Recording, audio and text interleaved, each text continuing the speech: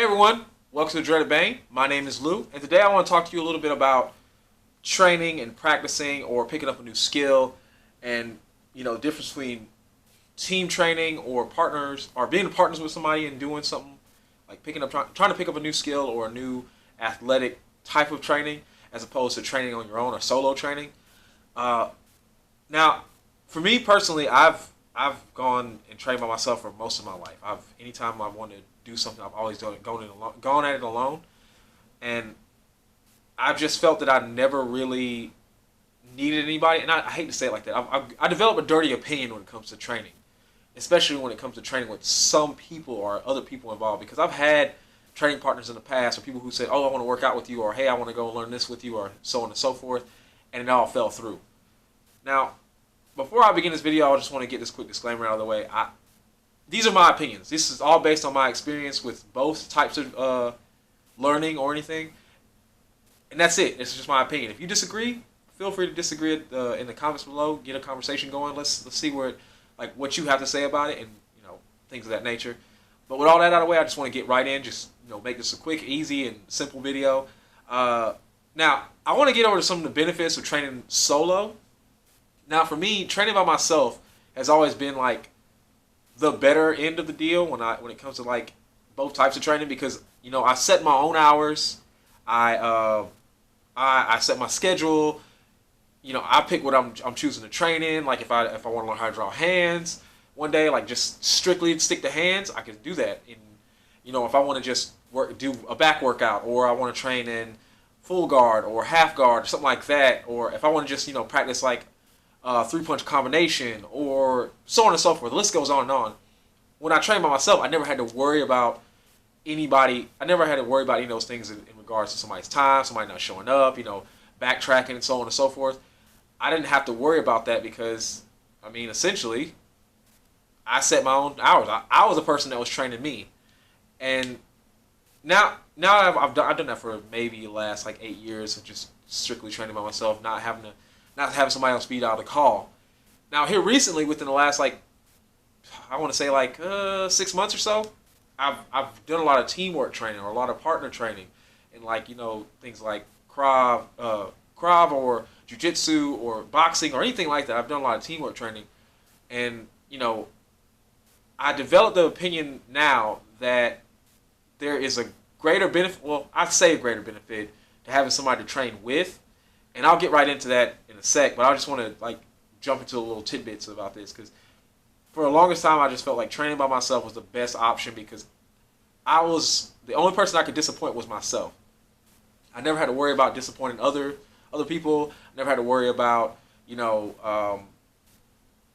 keeping up with someone or anything like that, or somebody keeping up with me or anything like that. I had to worry about strictly myself, and for the longest time I thought that was the best way to go. Now, here recently, since I've joined a new gym, and I've met new people who want to train and want to pursue these things with me, it's been a lot better, and I've learned a lot more and a lot faster when I train with a partner. And now I want to get into some of the pros and cons real quick of both. Like I said before, with solo training, you set your own hours, you set your schedule, you set what you're going to train, how you're going to train, so on and so forth. You're not beholden to other people's time or their hang-ups or things they got going on. You strictly have to stick to your own schedule, and I always thought that was so good because most of us work a 9 to 5 and we don't really get the opportunity to set our own hours, except when we go and work out, we learn new things. And I just feel like the more I've done that, the easier it's been for me to really get things knocked out and just go for it, to get it knocked out and start my day off right. Because usually I wake up around 3:30 every morning, and I brush my teeth, wash my face, take some pre-workout, and I go to the gym from 4 to I want to say 5:15, and that's been working for me. But not everybody's gonna want to work those out. Nobody's gonna wake up those hours and train for an hour and some change. Nobody wants to do that. I know that's not everybody's cup of tea, but for me it works best because it's the best way to start my day off. I knock the workout early, so I can take all the rest of the day, just taking in my proteins, taking in my vitamins, resting and collecting myself. Now that's not so much now, but before I started taking things outside of work, like trying out jujitsu or trying out Krav, it used to work better for me. It still works, but it is a little harder with the extra, I guess, extra disciplines. Now, I say teamwork, but I say team training for me has always been dirty because, like I said, I didn't want to be on somebody else's timetable. I didn't want to work out what they wanted to work out. I didn't want to do, like, if I want to do chest, if I want to do chest, I didn't want them to call me like, hey man, I'm not feeling my chest. How about we do legs or we do back? I didn't want that to happen. I wanted to pick my own like muscle group to train. But here lately, since I've been training with like a group of people, like good group of people, I felt that I've learned a lot faster, I should say, a lot faster than I would have if I'd done it by myself. And I feel a little bit more motivated because that's one of the cons when it comes to solo training. Solo training to me is kind of a double-edged sword because there are going to be days where you just don't feel like getting up, or there's days where you like the world just comes crashing down on you. You just feel like just dying on the inside, not just offing yourself, but you just feel like it's not worth it to get up. You just want to just relax and have fun, or you don't want to stick to any kind of like schedule. When you're solo training, you can basically talk yourself out of anything. But here recently, since I've started training with teams or partners, I can't really do that. I have somebody to help motivate me, and I have somebody to motivate. It's like a symbiotic relationship, which I really do love because I feel like when I do train by myself, it's a lot harder to get motivated after like week 3 in my cycle when it comes to weight training. After training the same muscle groups and like doing the same exercise, or like trying to change up days when I do the exercise, so on and so forth like that. So it's really hard for me to get motivated at that point. And I feel like when I'm in a team, it's a lot simpler because I feel like when I have a teammate who pushes me, who says, hey man, we're going to go to the gym this afternoon, or hey man, did you practice drawing hands this morning? Or hey, do you want to go and for a run this afternoon, or so, something like along those lines. I feel that them just giving me that call, I feel like, at least me personally, and this might differentiate between people, but I feel like for me personally, it's so hard to say no to that or to just come up with an excuse. Because I'm not a great liar. I know how to lie, but I'm not a great liar. I feel like it takes too much effort because you got to come up with a story and you got to have, everything in between. Now, some of you out there might be great at lying. That's perfectly fine. But me, not so much. And I just feel like when I got somebody who's on the other end who says, hey man, I'll be here at this time. You want to come out? Let's get it in. Like, I feel like we should just get it in. And before, it used to bother me because I felt like, no, this is my day off. Like, this is my rest day, or this is the day I work out at this time. But now that I have somebody to train with who can actually push me to get up and go do these things, it's a lot simpler and a lot more motivating to have somebody who wants to get that job done with you. Now, there's a quick thing I want to get into before we wrap up this video.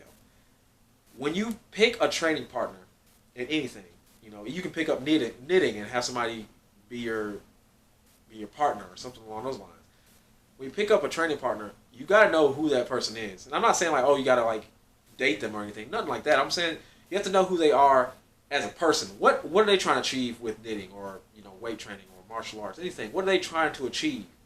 Are they serious about it, or just doing it for some exercise, or are they just doing it to just kill some time?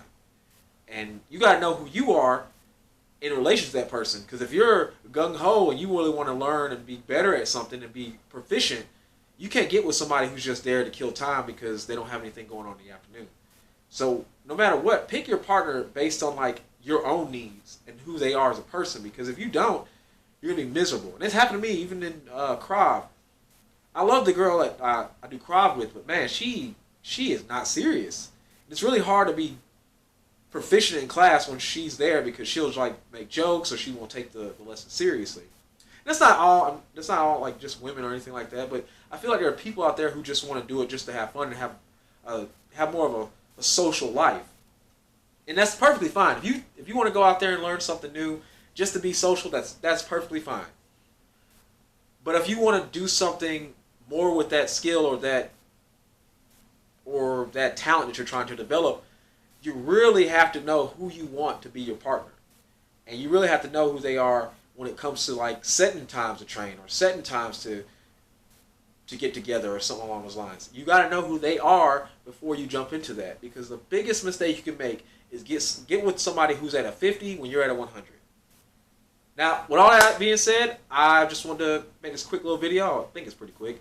I hope you enjoyed it. If you did, go ahead and flex that thumb or that index finger and hit a like or dislike, whatever. If you feel differently or you feel that maybe I didn't touch on the things that you feel that you've learned from solo training or training with somebody, feel free to comment down below. Yeah, that's the comment section down below. Comment down below and let me know. Maybe, and I do read my comments, so I will be able to interact with you and see what you got to say and like really understand where you're coming from. And if you're really feeling frisky, go ahead and hit that subscribe button. Turn on notifications. I do appreciate everything you guys done, and I hope to see you in the next video. Peace.